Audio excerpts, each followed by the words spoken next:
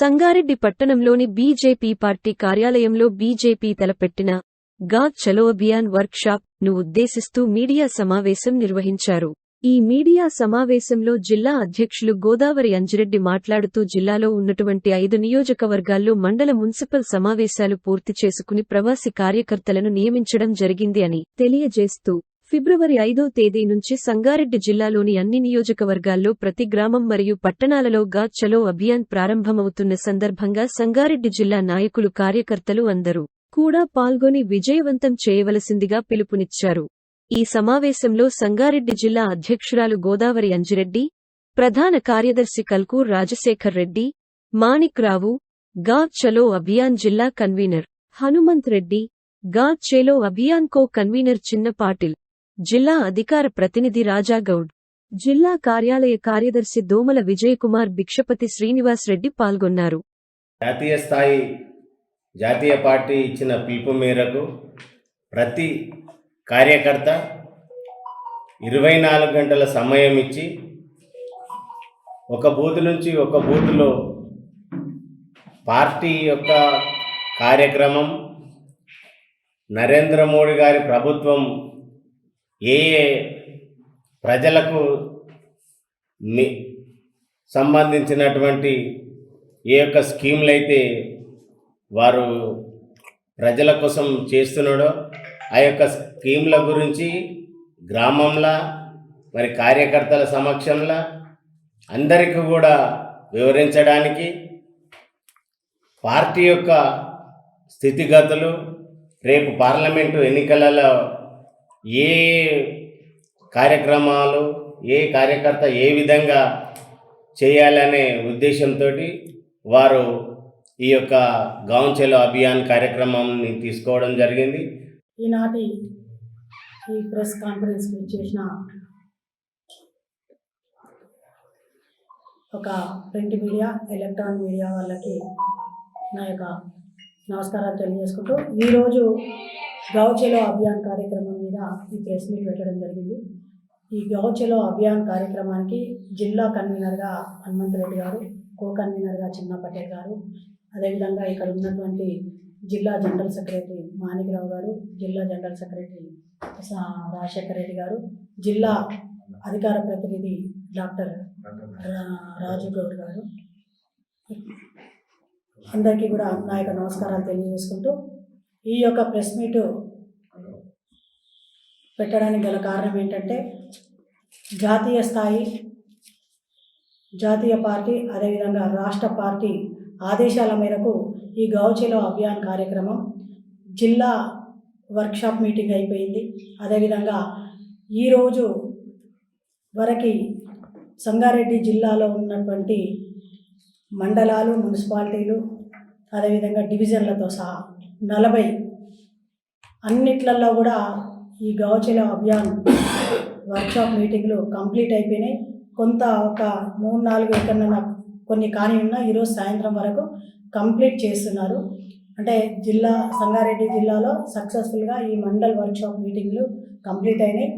అదేవిధంగా ఈ మండల్ మీటింగ్లలో మరి రేపు 5, 6, 7, 8 తారీఖులలో గావ్ చలో అభియాన్ కార్యక్రమం పూర్తి స్థాయిలో నిర్వహించాలి. కాబట్టి దానికి సంబంధించి మండల్ మీటింగ్లలో ఏ మండల్ నుంచి ఏ మండల్కి కానీ, లేదంటే ఏ ఊరి నుంచి ఏ ఊరికి కానీ ఎవరెవరు వెళ్తున్నారు, అక్కడ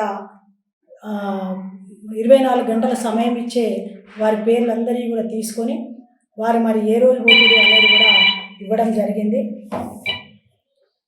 ఇది కూడా పూర్తి స్థాయిలో మరి రిపోర్ట్ అంతా కూడా తీసుకోవడం జరిగింది. వాళ్ళందరూ కూడా 5, 6, 7, 8 తేదీలలో పూర్తి స్థాయిలో సంగారెడ్డి జిల్లా పూర్తి గ్రామ స్థాయిలో ఈ యొక్క వ్యక్తులు అక్కడికి వెళ్తున్నారు.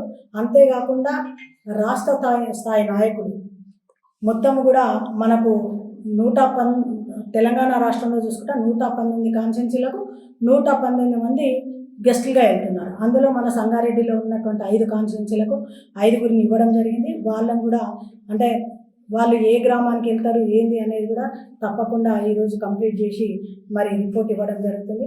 ఒక రాష్ట్ర స్థాయి నాయకులే కాకుండా జిల్లాలో ఉన్నటువంటి జిల్లా అధ్యక్షురాలను మొదలుకుంటే ఇక్కడ ఉన్నటువంటి ముఖ్య నాయకులు అందరూ కూడా ఏ గ్రామంలో ఎక్కడ 24 గంటల సమయం ఇస్తారో ఆ రిపోర్ట్ కూడా అంతా ఈరోజు ఇవ్వడం జరుగుతుంది. ప్రతి ఒక్కరు కూడా ఈ యొక్క కార్యక్రమం ముఖ్య ఉద్దేశం ఏంటంటే ప్రతి భారతీయ జనతా పార్టీ నాయకులు, కార్యకర్తలు, మండల ప్రెసిడెంట్లు ప్రతి ఒక్కరు కూడా ఏదో ఒక బూత్లో కానీ, ఏదో ఒక గ్రామంలో కానీ, ఏదో ఒక మండల్లో కానీ తప్పకుండా 24 గంటల సమయం ఇచ్చి అక్కడ ఉండాలి అనేది ఈ పార్టీ యొక్క ముఖ్య ఉద్దేశం. అందులో భాగంగా ప్రతి ఒక్కరు కూడా ఈరోజు వెళ్ళడానికి సిద్ధమైనరు.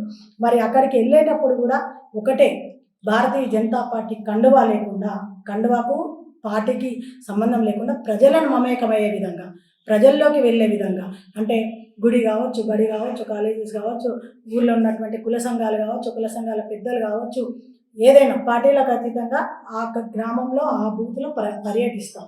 పర్యటించినప్పుడు మనకు కేంద్ర ప్రభుత్వం మోదీ గారు ఏవైతే సంక్షేమ పథకాలు వచ్చినాయో వాటిని వారికి క్లుప్తంగా వివరించడం, లేదంటే వారికి ఏమైనా ఇబ్బందులు ఉన్నాయా, వచ్చేటి వస్తుందా, రాకపోవడం వల్ల ఏమైనా ఇబ్బందులు ఉన్నాయా, ఇవన్నీ కూడా వారి దగ్గర నుంచి స్వీకరించి విస్తృతంగా ఈ యొక్క గావ్ చలో అభియాన్ని విస్తృతంగా వెళ్ళే విధంగా ప్లాన్ చేయడం జరిగింది. అందులో భాగంగా ఈరోజు మండల్ వరకు మీటింగ్లు అయిపోయినాయని చెప్పడం జరిగింది. ఈ 4 రోజులలో గ్రామ స్థాయిలో, బూత్ స్థాయిలో కూడా కంప్లీట్ అవుతున్నాయి. దాని గురించి ఈరోజు ప్రెస్ మీట్ పెట్టడం జరిగింది. ఈ పేర్లు ఎవరైతే ఇచ్చిరో నిన్నటి వరకు, ఈ రోజు వరకు మండల్ స్థాయిలో వర్క్షాప్ మీటింగ్లు ఏవైతే అయినాయో అక్కడ ఇచ్చినటువంటి పేర్లు ఏవైతున్నాయో వారందరికీ కూడా ముఖ్యంగా సూచన ఏంటంటే, మీరు ఎవరెవరైతే కూడా ఏ గ్రామానికి వెళ్తున్నామన్నారో, ఏ మండలికి వెళ్తున్నామన్నారో, ఏ బూత్కి వెళ్తున్నామన్నారో వాళ్ళందరూ కూడా మీరు ఇచ్చిన డేట్ల ప్రకారం మీరు మీతో పాటు బట్టలు అన్నీ తీసుకొని ఒక 24 గంటలు అక్కడ ఉండే విధంగా వెళ్ళి అక్కడ ఉన్నటువంటి వారితో సంప్రదించి ఈ కార్యక్రమాన్ని విజయవంతం చేయాలని చెప్పి తెలియజేసుకుంటూ, ఇందులో ఒక చిన్న విషయం కూడా ఏంటంటే, ఈ రామ్ మందిర్కి అయోధ్యకి వెళ్ళే వాళ్ళు ఎవరైతే లిస్ట్ ఇచ్చిర్రో మెదక్ పార్లమెంటు నుంచి 17వ తారీఖు, జైరాబాద్ పార్లమెంటు నుంచి 21వ తారీఖు ఉంటుంది. కాబట్టి దాన్ని కూడా దృష్టిలో పెట్టుకొని అందరూ పేర్లు ఇచ్చేసి పోవాలనుకున్న వాళ్ళు అక్కడక్కడ వాళ్ళకు కోఆర్డినేటర్గా మన పార్టీ నుంచి వస్తున్నారు, వాళ్ళకి ఇచ్చి అందరు సిద్ధం కావాలని చెప్పి ఈ సందర్భంగా తెలియజేస్తూ, భారత్ మాతాకి జై శ్రీరామ్.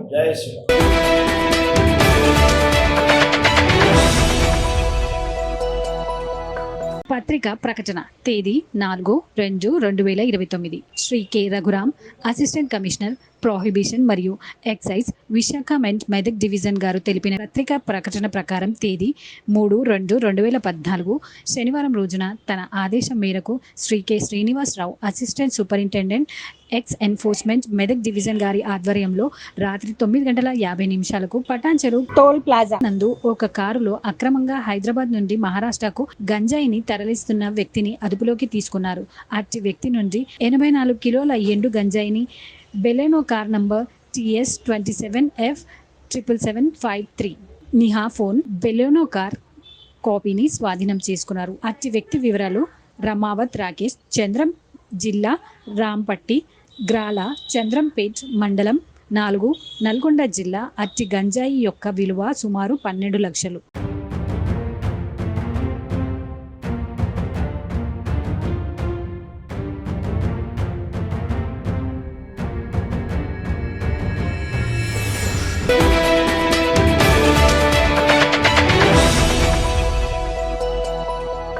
మెదక్ గడ్డపై ఎగిరేది గులాబీ జెండానే. కాంగ్రెస్ మోసపూరిత హామీలపై ప్రజలు ఆలోచనలో పడ్డారు.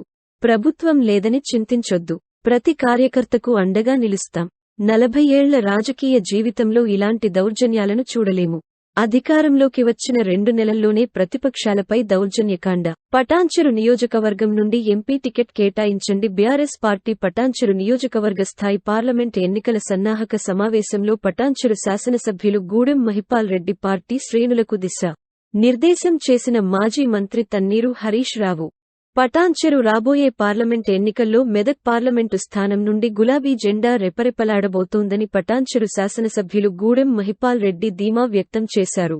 ఆదివారం పటాన్చెరు డివిజన్ పరిధిలోని జేమార్ కన్వెన్షన్ సెంటర్లో స్థానిక శాసనసభ్యులు గూడెం మహిపాల్ రెడ్డి అధ్యక్షతన ఏర్పాటు చేసిన బీఆర్ఎస్ పార్టీ పార్లమెంట్ సన్నాహక సమావేశానికి మాజీ మంత్రి బీఆర్ఎస్ పార్టీ సీనియర్ నాయకులు తన్నీరు హరీష్ రావు, నర్సాపూర్ ఎమ్మెల్యే సునీత లక్ష్మారెడ్డి, శాసనమండలి మాజీ చైర్మన్ భూపాల్ రెడ్డి, మాజీ ఎమ్మెల్యేలు సత్యనారాయణ, మదన్ రెడ్డిలు ముఖ్య అతిథులుగా హాజరయ్యారు. ఈ సందర్భంగా మాజీ మంత్రి హరీష్ రావు రాబోయే పార్లమెంట్ ఎన్నికలలో అనుసరించాల్సిన వ్యూహంపై పార్టీ శ్రేణులకు దిశానిర్దేశం చేశారు. అనంతరం ఎమ్మెల్యే గూడెం మహిపాల్ రెడ్డి మాట్లాడుతూ, మాజీ ముఖ్యమంత్రి కేసీఆర్ ఆశీర్వాదం, పటాన్చెరు నియోజకవర్గ ప్రజల నమ్మకం, పార్టీ కార్యకర్తల కృషితో హ్యాట్రిక్ విజయాన్ని సాధించడం జరిగిందని తెలిపారు. చేసిన పనిని చెప్పుకోవడంలో కొద్దిగా విఫలమయ్యామని, మోసపూరిత హామీలు గుప్పించి కాంగ్రెస్ పార్టీ అధికారంలోకి వచ్చిందని తెలిపారు. ప్రజాస్వామ్యంలో ప్రభుత్వాలు మారడం సహజమని, అధికారంలో ఉన్న పార్టీ ప్రతిపక్ష పార్టీల నాయకులు, కార్యకర్తలపై కక్ష సాధింపు చర్యలకు దిగడం ప్రజాస్వామ్యానికి గొడ్డలిపెట్టులాంటిదని అన్నారు. ప్రజలు అందించిన అవకాశాన్ని సద్వినియోగం చేసుకోవాలే తప్ప ప్రజా వ్యతిరేక విధానాలను అవలంబిస్తే ప్రజలు ఇంటికి పంపించడం ఖాయమని తెలిపారు. బీఆర్ఎస్ పార్టీ కార్యకర్తలు కుటుంబ సభ్యులని, ఎటువంటి కష్టం వచ్చినా 24 గంటలు అందుబాటులో ఉంటూ వారికి అండగా ఉంటామని తెలిపారు. రాబోయే పార్లమెంట్ ఎన్నికలు స్థానిక సంస్థల ఎన్నికల ముందు సెమీఫైనల్స్ లాంటివని తెలిపారు. సమిష్టిగా పనిచేస్తే సాధించలేనిది ఏమీ లేదని అన్నారు.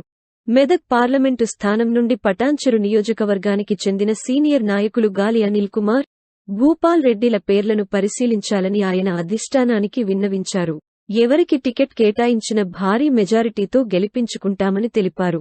ఈ సమావేశంలో అటవీ సంస్థ మాజీ చైర్మన్ ప్రతాపరెడ్డి, జిల్లా పరిషత్ వైస్ చైర్మన్ ప్రభాకర్, నియోజకవర్గ ప్రజాప్రతినిధులు, బీఆర్ఎస్ పార్టీ సీనియర్ నాయకులు, కార్యకర్తలు భారీ సంఖ్యలో పాల్గొన్నారు. పటాన్చెరు నియోజకవర్గ స్థాయి ముఖ్య కార్యకర్తల సమావేశానికి పెద్దలు గౌరవనీయులు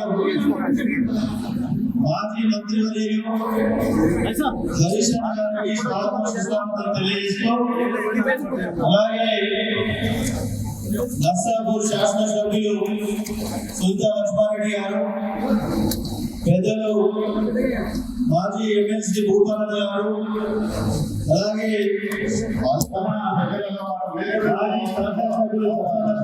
గారు, మదన్ రెడ్డి గారు, మాజీ శాసనసభ్యులు, మన మాజీ ముఖ్యమంత్రి గారు కేసీఆర్ గారి ఆదేశాల మేరకు ఈరోజు ప్రతి నియోజకవర్గంలో రాష్ట్ర స్థాయిలో జరుగుతున్న భాగంగా పటాన్చెరు నియోజకవర్గంలో ఈరోజు పార్లమెంట్ ఎలక్షన్స్ మన కృతజ్ఞత సభ పెట్టుకుంటున్నాం.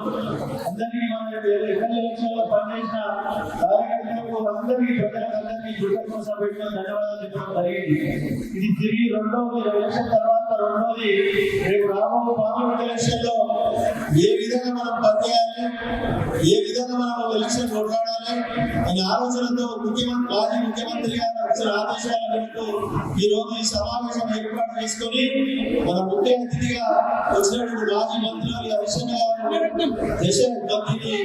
డైరెక్షన్ చేస్తుంది. కాబట్టి రేపు రాబో ఎలక్షన్ లో పార్లమెంట్ ఎలక్షన్ లో ఎవరికి టికెట్ ఇచ్చినా బ్రహ్మాండమైనటువంటి మెజారిటీ మన మెదక్ జిల్లా నుంచి రాష్ట్రంలో రీతిలో పటాన్చెరు నియోజకవర్గానికి భారీ మెజారిటీ ఇస్తామని మీ అందరి తరఫున నేను మాట ఇస్తున్నాను సోదరులారా. ఎందుకంటే మన అసెంబ్లీ ఎలక్షన్లలో కొన్ని మిస్టేక్ జరిగినాయి, మన నియోజకవర్గంలోనే చాలా తప్పులు జరిగినాయి. ఆ తప్పులకి పోదు మనం. ఆ తప్పులు జరగకుండా ప్రతి ఒక్కరిని గ్రామాలలో ముందరే మనము నియోజకవర్గ స్థాయి సర్పంచులను సన్మానించుకున్నాం, ఉప సర్పంచులు సన్మానించుకున్నాం, గౌరవ మెంబర్లను పిలుచుకొని భోజనం పెట్టి వాళ్ళని గౌరవించడం జరిగింది.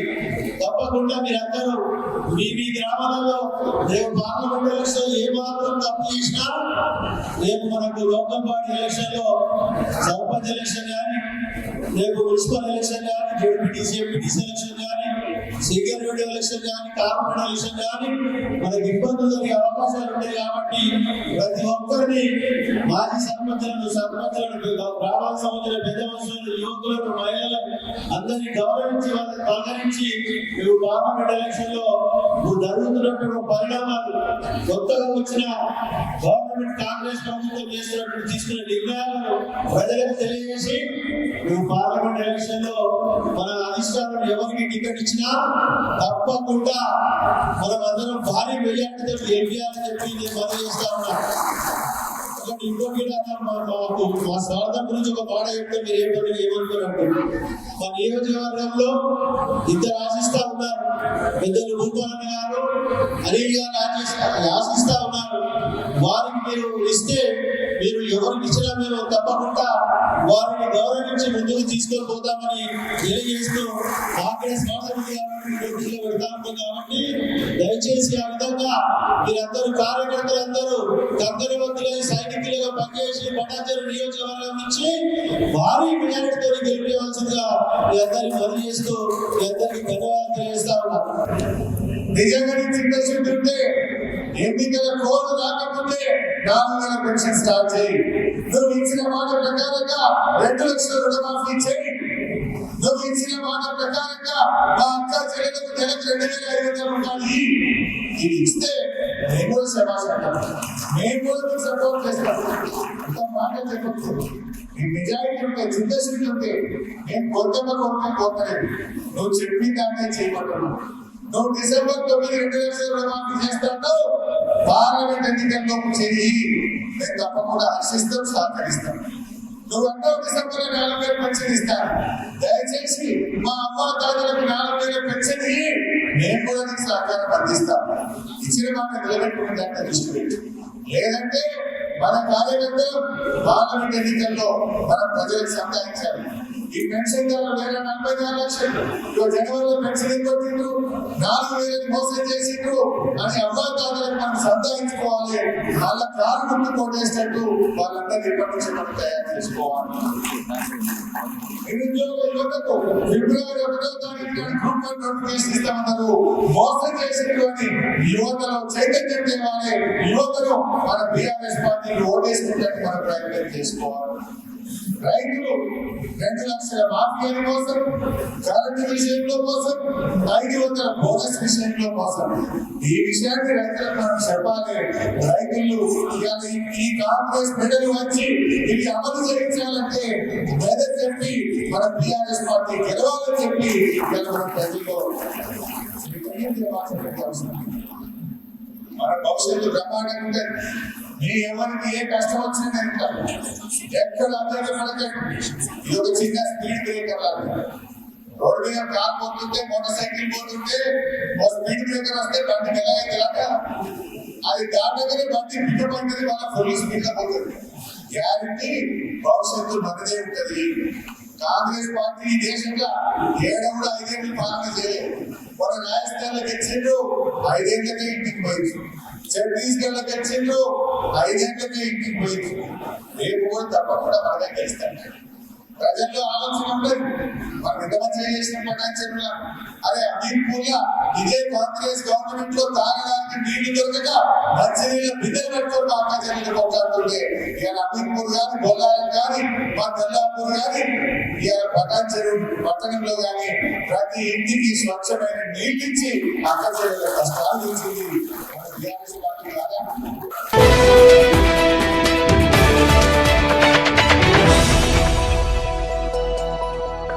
పటాన్చెరువు నియోజకవర్గం పరిధిలోని నందిగామ గ్రామంలో రెసోనెన్స్ స్కూల్ ఆఫ్ ఎక్సలెన్స్ వార్షిక వేడుకలను రెసోనెన్స్ గురుకుల క్యాంపస్లో తెలంగాణ మరియు ఆంధ్రప్రదేశ్ మేనేజింగ్ డైరెక్టర్ పూర్ణచందర్రావు ఆధ్వర్యంలో రెసో దర్పణ్ థీమ్తో ఘనంగా నిర్వహించారు. ఈ వేడుకలకు ముఖ్య అతిథిగా రచయిత యండమూరి వీరేంద్రనాథ్, ఎంఈఓ రాథోడ్, డీఈఓ వెంకటేశ్వర్లు విచ్చేశారు. అనంతరం ఇరువురు మాట్లాడుతూ రెసోనెన్స్ స్కూల్ ఉపాధ్యాయులకు విద్యార్థులకు అభినందనలు తెలుపుతూ of excellence IIT, JEE, NEET, JEE, mains plus advanced engineering, medical, commerce, law ప్రవేశ పరీక్షల శిక్షణలో అగ్రగామిగా ఉంది. గత 2 ఏళ్లుగా Resonance school of excellence academic, holistic ఎడ్యుకేషన్లో ఒక వెలుగు వెలిగిందన్నారు. సంస్కృతి, క్రీడలు, వివిధ పాఠ్యేతర కార్యకలాపాలకు కూడా ప్రాధాన్యత ఇస్తున్నామని, మా నిబద్ధత పాఠ్య పుస్తకాలను మించి ఉందన్నారు. చిన్నదైనా పెద్దదైనా ప్రతి విజయాన్ని జరుపుకోవడానికి ప్రాధాన్యత ఇస్తున్నామని, గైడెన్స్ అనేది తరగతి గదికి మించి అందించాలన్నదే లక్ష్యమన్నారు. రెసోనెన్స్లో అంకితభావం కలిగిన ఉపాధ్యాయులు కీలక పాత్ర పోషిస్తున్నారని తెలిపారు. వీరు విద్యార్థులకు మార్గనిర్దేశం చేస్తారన్నారు. ప్రతి విద్యార్థి పూర్తి సామర్థ్యాన్ని చేరుకునేలా ప్రోత్సహిస్తారని చెప్పారు. హైదరాబాద్లోని మాదాపూర్, తార్నాక, వెస్ట్, మారేడ్పల్లి, దుండిగల్, మేడ్చల్, కూకట్పల్లి ఈ 6 ప్రాంతాలలో 9 క్యాంపస్లు కలవు. డే స్కాలర్ కూడా కలదు. బాలికలు, అబ్బాయిలకు హాస్టల్ సౌకర్యం కూడా ఉంది. గత 20 ఏళ్లలో 46,000 పైగా రెసోనెన్స్ విద్యార్థులు ఐఐటి, 2,50,000 పైగా రెసోనెన్స్ విద్యార్థులు ఎన్ఐటీలకు అర్హత సాధించారు. గత 10 ఏళ్లలో 17,000 పైగా రెసోనెన్స్ విద్యార్థులు మెడికల్ సీట్లకు అర్హత సాధించారు. కోవిడ్ పరిస్థితులు ఉన్నప్పటికీ గత 3 విద్యా సంవత్సరాల్లో రెసోనెన్స్ హైదరాబాద్ వరుసగా జేఈఈ మెయిన్లో 75% విజయం సాధించింది అని అన్నారు. ఈ కార్యక్రమంలో రెసోనెన్స్ గురుకుల క్యాంపస్ డైరెక్టర్ పూర్ణచంద్రరావు, ఉపాధ్యాయులు, విద్యార్థులు, వారి తల్లిదండ్రులు తదితరులు పాల్గొన్నారు.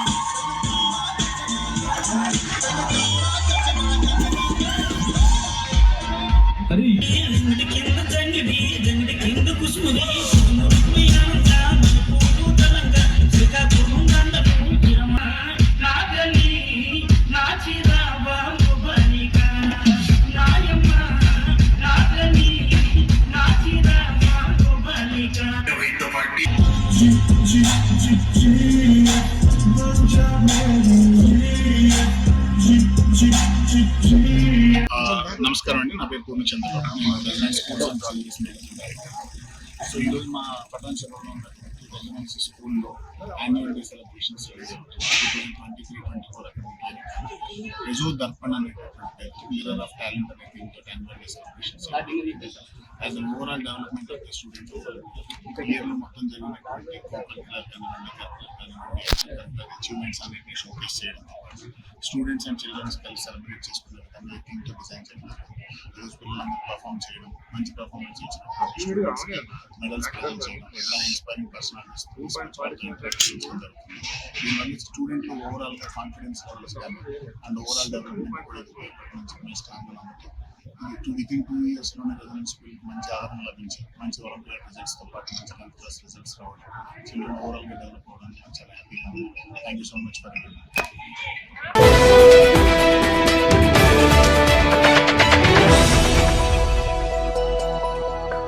దేశంలో బియ్యం ధరలు రోజురోజుకీ పెరిగిపోతున్నాయి. ఈ క్రమంలో పెరుగుతున్న ధరలకు కళ్లెం వేసేందుకు కేంద్ర ప్రభుత్వం కీలక నిర్ణయం తీసుకుంది. భారత్ బ్రాండ్ పేరుతో కిలో బియ్యాన్ని 29 రూపాయలకే విక్రయించాలని నిర్ణయించింది. సబ్సిడీ బియ్యాన్ని national agricultural cooperative marketing federation of India, national cooperative consumers federation, కేంద్రీయ భండార్ అవుట్లెట్ల ద్వారా విక్రయించనున్నట్టు తెలుస్తోంది. దీనిపై త్వరలోనే అధికారిక ప్రకటన వెలువడుతుందని సీనియర్ ప్రభుత్వ అధికారి పేర్కొన్నారు. ఇక కేంద్ర ప్రభుత్వం ఇప్పటికే గోధుమ పిండి, పప్పుధాన్యాలను భారత్ ఆటా, భారత్ దాల్ పేరుతో తక్కువ ధరలకే అందిస్తోంది. నవంబర్లో తృణధాన్యాల ధరలు 10% పైగా ఎగబాకడంతో ఆహార ద్రవ్యోల్బణం 8.7% పెరిగింది. ద్రవ్యోల్బణం కట్టడికి దేశంలో బియ్యం లభ్యతను పెంచేందుకు కేంద్రం భారత్ రైస్ పేరిట సబ్సిడీ ధరకే బియ్యం అందించాలని నిర్ణయించింది. లోక్సభ ఎన్నికలకు ముందు కేంద్రం ఈ నిర్ణయం తీసుకుంది.